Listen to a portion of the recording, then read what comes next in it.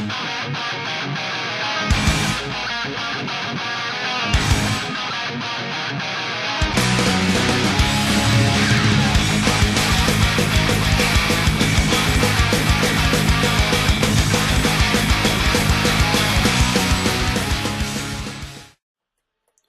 my god, I have an intro! Thanks very much for putting that together, Evernoob. Also, thank you very much for hosting these videos. Just to remind viewers, this is Chapter 3 of 13/2's Let's Play FE6, The Sealed Sword. I fixed up a couple things from Chapter 2.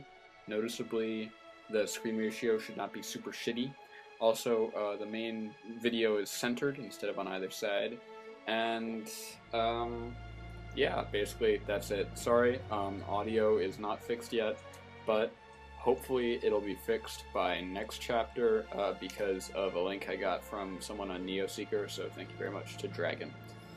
So, start of this chapter, I know that the mage is in the village on the top left, and I don't want Marcus killing anyone, so I'm like, screw this, I'm just going to use him as enemy bait and get some training off on Roy and maybe Thane as well. And so he's going to be used to bait everyone down. Alan goes over and kills the soldiers on the right side. I send Sexy Boy along with him, and Lance goes too, although I really should have equipped the friggin' Iron Lance. That was a mistake. I didn't kill that guy, and maybe kind of scramble the second time. So there's Lou up there on the right. He's a pretty useful mage. Not because he's particularly good, but mostly because the bosses have such insane defense that he's really your only chance of hitting and everything. There's me getting a miss with 87, kind of pissed me off, but I made up for it with a crit from Sexy Boy over there. Lance gets his first OTK, and he finally gets some strength, moving up to 6 strength. As you can tell by the fact that this chapter is in super advanced motion, it is boring. So, Alan gets level up over there. If I recall correctly, that was HP, speed, resistance, and defense. Everyone's getting resistance. It's kind of weird. I don't know why I sent that many people up top. In retrospect, it was kind of a mistake, but I ended up not really using them anyways. Chad takes a hit, but he doesn't die, and he finishes that dude off, so it's safe. Marcus is doing a pretty good job of baiting enemies and not dying. Poke! Sorry, delayed reaction on that one. Anyways, so I'm gonna finish off that guy with Thane and give her a kill, even though I probably am not gonna end up using her because I just don't like Peg Knights. Marcus gets left over there, and at some point in this video I'm gonna leave someone over there and they're gonna get attacked with the javelin, and I was like, fuck. But they don't die. Yeah, I mean, if it's Marcus, he's not gonna take anything anyways. So there's that dude on the right. Now he's on the left. His name is Narshan, or Nation. He is a creepy mofo. He is off to go have fun with the girl, and yes, he does mean that in the perverted sense. It's surprising how creepy Japanese versions of Nintendo games can be. So, I don't want Roy getting javelin from over there, but I say, you know what, screw it, I'm gonna get the kill, and I get a pretty beastly level up, like resistance, defense, HP, skill, and speed, but still no strength, which is pissing me off. I risked him with Thane to prevent the javelin from coming through and screwing me over. Finally, Ellen gets to heal someone because she's like freaking in range for the first time ever. And Lance is going to go bait this guy, and of course he's going to get hit, and he's going to take a bunch of damage again. So I send in Sexy Boy to give him a little boost over there. I'm hanging all these guys back because I know especially Chad, my new thief, can't take hits. Sexy Boy gets another crit, which is like, yes! Those cavies are going to come down soon. And, you know, like, whatever, I can handle them. I'm gonna get stalled up for a while up there, though. So, Alan comes in and finishes off the last remaining soldier while taking a hit in the process, and now Ellen's too far back to do anything, which is like, fuck.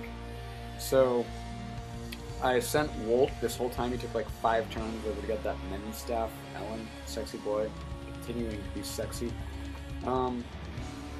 So, I cunted a vulnerary with Alan there because I didn't want to get him screwed by the cavies, and then Alan's going to heal up Lance, and I'm going to use them to wall the advance of the knight and that cavy, while Lot attacks from behind with his hand axe. These units up here are moving in with Roy in particular because I was trying to give him some XP. Unfortunately, that never really happened. Lance can't do shit to a knight because he has absolutely no strength. I was like crying. And this looks like it was going to take a while. Luckily, surprisingly, Lot is actually going to save the day. Sexy Boy's getting healed up, but he's not going to do anything this turn. Merlinus is coming up there after his pointless walk around the field. Wolt still has the Men's Staff, and he's going to keep it until almost the end of this chapter, maybe even through the end of this chapter. But at any rate, I finished off that night. Now I can really get in there, but I don't, because I don't really have anyone else to send in there because I already moved them all. And it was like, damn it, that wasn't very good planning. So, just going to finish off the rest of these enemy cabbies. Lance gets another level up. He doesn't get any more strength, but skill and more resistance. Seriously, this is getting like, what the hell? Sexy Boy finishes off that last cabbie, and Lot's going to take out this guy. Lot was being surprisingly useful. He even got a crit right there. This was the chapter of me getting lucky crits and good level ups. I guess RNG Karma decided to make up for me getting screwed on the last chapter. So, the incredibly long march of Wolt and Boars up to catch up with the rest of my units. Alan gets a beastly level up. HP, strength, skill, speed, and the luck. Chad's gonna not get hit by this guy, and he's gonna get a level up too, and he gets strength. So, see, like, this is... the RNG goddess can be benevolent at times. So, Alan's gonna finish off that and stay out of the range of everyone else. And now I just have to deal with the remaining treasure chests down at the bottom, and hopefully get Wolt to catch up to Ellen, but, I mean, his movement is so crappy, and she's just going to keep moving. So I send down Alan and Lance to get those guys. Frankly, Alan's just better at killing knights, because they're so slow that he doubles them anyways, and he has higher strength.